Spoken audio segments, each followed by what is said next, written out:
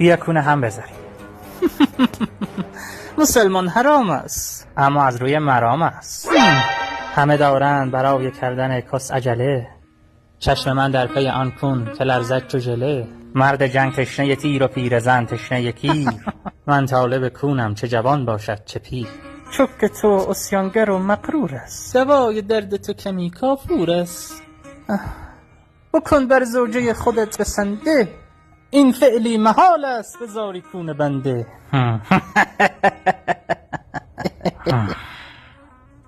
نمیتونی ندی. نوبتی کونه هم میذاریم بعدش خوش کردین. بسیار خوب ابو گما، گویا چاره‌ای برای من نمانده، درش بیاور. جان چه میمالی؟ توف میزنم سرش دردت نگیره. اوه یس.